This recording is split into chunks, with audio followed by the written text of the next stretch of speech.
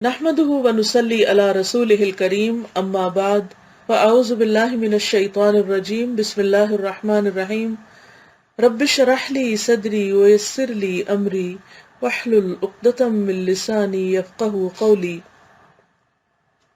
سچ بولنا۔ مومن ایک سچا انسان ہوتا ہے، وہ ہمیشہ سچ بولتا ہے، وہ ہر معاملہ میں وہی بات کہتا ہے جو واقعہ کے مطابق ہو، یعنی حقیقت کے مطابق۔ مومن اس کا تحمل نہیں کر سکتا کہ وہ جھوٹ بولے، یعنی مومن کا دل یہ برداشت ہی نہیں کرتا کہ وہ خلاف حقیقت بات کہے، اور جو چیز سچ ہے اس کا اظہار نہ کرے، یعنی سچ کو بیان نہ کرے، اور جو سچ نہیں اسے بیان کرتا پھرے۔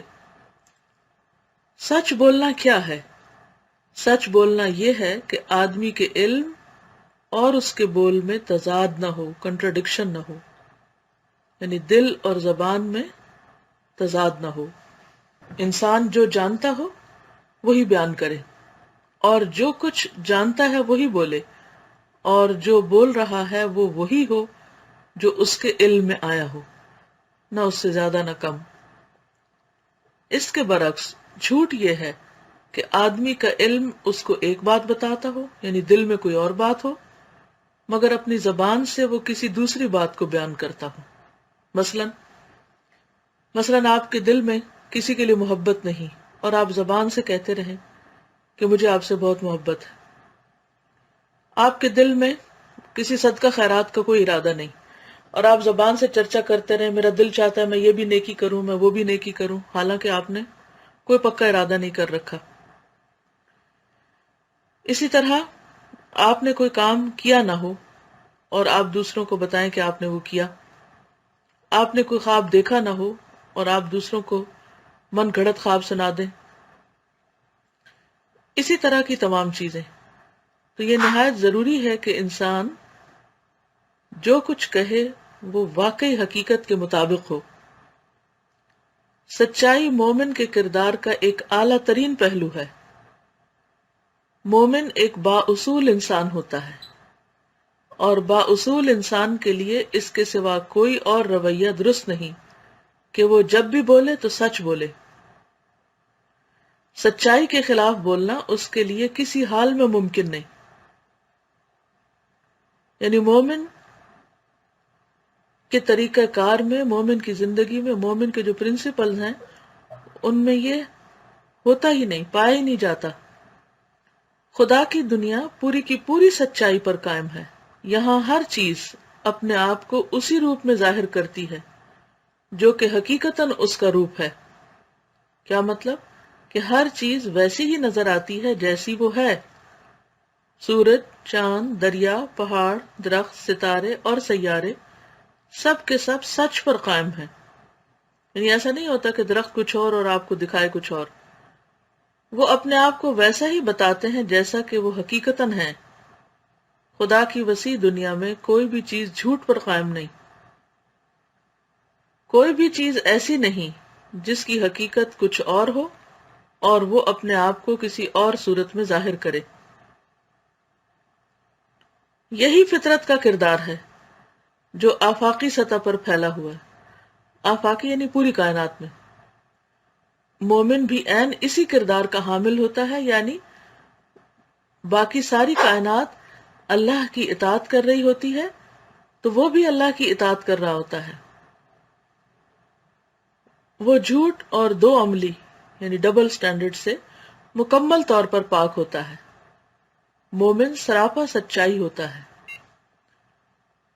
مومن سراپا سچائی ہوتا ہے، اس کا پورا وجود سچائی میں ڈھلا ہوا ہوتا ہے۔ اس کو دیکھتے ہی یہ محسوس ہونے لگتا ہے کہ وہ اندر سے باہر تک ایک سچا انسان ہے،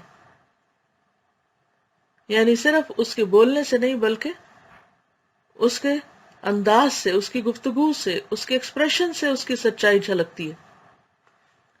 سچ بولنا مومن کے لیے صرف ایک پالیسی نہیں بلکہ وہ اس کا دین ہے۔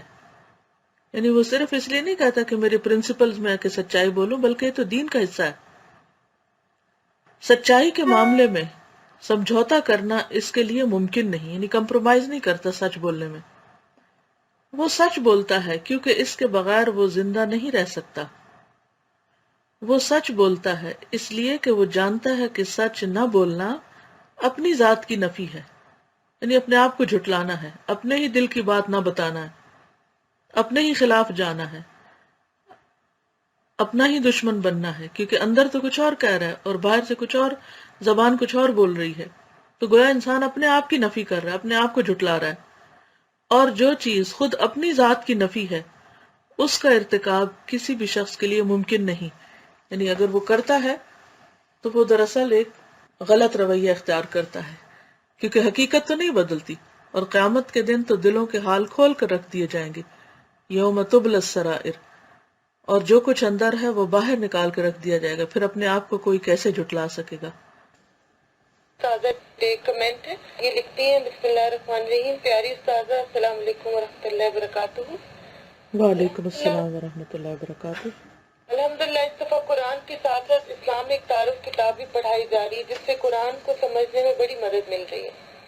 آج کا مضمون تھا سچ بولنا. میں اس سلسلے میں آپ سے کچھ شیئر کرنا چاہوں گی. آج سے تقریباً 10-11 سال پہلے کی بات ہے کہ میرے شوہر کا اسٹور ہوا کرتا تھا. انہیں کسی ملازم کی ضرورت تو نہ تھی مگر کوئی ایک جاننے والا پاکستان سے یہاں آیا، اس کو ضرورت تھی، اس وجہ سے اس کو رکھ لیا. ہفتے میں ایک دو دن وہ آتا تھا. یہ بتاتی چلوں کہ میرے شوہر بہت ڈسپلن والے اور اصول پسند ہیں. انہوں نے مجھے کہہ دیا تھا کہ کبھی جھوٹ نہ بولنا، جو چاہیے مانگ کر لے لینا. لیکن عورت چونکہ فطری طور پر عادت سے مجبور ہوتی ہے، ہر ہفتہ میرے شوہر پیسوں کا بیگ گھر لاتے، دوسرے دن بینک میں جمع کرانا ہوتا. میں جانتی تھی میرے شوہر پیسے گنتے نہیں اور بہت کھلا ہاتھ ہے، بچاتے نہیں ہیں. میں نے سوچا چلو تھوڑے نکال کر دیکھتی ہوں. میں نے ہر ہفتے پیسے نکالنا شروع کر دیے. اللہ گواہ ہے، نہ خود پر خرچ کیا نہ میکے والوں پہ، کیونکہ مجھے الحمدللہ میرے شوہر سب کچھ دیتے تھے. بس خود ہمارے مستقبل کے خوف ہی سے ضرورت پڑنے پر ان کو سرپرائز دوں گی سوچ کر نکال لیتی تھی. خیر یہ سلسلہ کچھ عرصہ جاری رہا. ایک دن میرے شوہر گھر آئے، پریشان تھے. میں نے کہا خیریت ہے؟ کہا کل سے میں اس لڑکے کو منع کر دوں گا، مجھے لگتا ہے وہ پیسوں میں گڑبڑ کر رہا ہے. 2-3 ہفتے سے مجھے شک تھا. کل میں نے رجسٹر دیکھا تھا، میرے حساب میں زیادہ پیسے ہونے چاہیے تھے مگر کم ہے. بس اب میں اس کو منع کر دوں گا. یہ سن کر میرے پاؤں تلے زمین نکل گئی. میں نے سوچا غلطی میری اور سزا کسی اور کو ملے. پھر جیسے تیسے کھانا کھایا، نماز پڑھی، دعا مانگی. بہت پریشان تھی کہ اگر بتا دوں گی تو میرا گھر نہ رہے گا. اس زمانے میں میرے شوہر غصے کے بہت تیز تھے. اور خیر یہ بات تو تھی ہی ایسی، اور دوسری طرف اس لڑکی کا خیال کہ بیچارے کے والدین بھی یہاں نہیں، پڑھتا ہے، اس کا کیا ہوگا. آخرکار میں نے ہمت کر لی اور اپنے شوہر کو صاف صاف سچ بتا دیا کہ میں کر رہی تھی اور یہ رہے پیسے، اس لڑکی پر شک نہ کرے. وہ حیران تھے کہ کس بات نے تمہیں اتنی ہمت دی. میں نے کہا اللہ سے ڈر گئی تھی، کل کو مجھ پر اس سے بڑا الزام بھی لگ سکتا ہے. پھر انہوں نے مجھے معاف کر دیا. اس کے بعد میں سمجھتی تھی کہ وہ کبھی مجھ پر بھروسہ نہ کریں گے، مگر الحمدللہ اس واقعے کے بعد ان کا بھروسہ مجھ پر اور بڑھ گیا. انہوں نے کہا تم نے سچ بول کر مجھے گناہگار ہونے سے بچا لیا، اور میں نے بھی اللہ کا شکر ادا کیا جس نے مجھے سچ بولنے کی توفیق دی، ورنہ کیا ہوتا آج میں کہاں ہوتی، میرا ضمیر مجھے چین لینے نہ دیتا.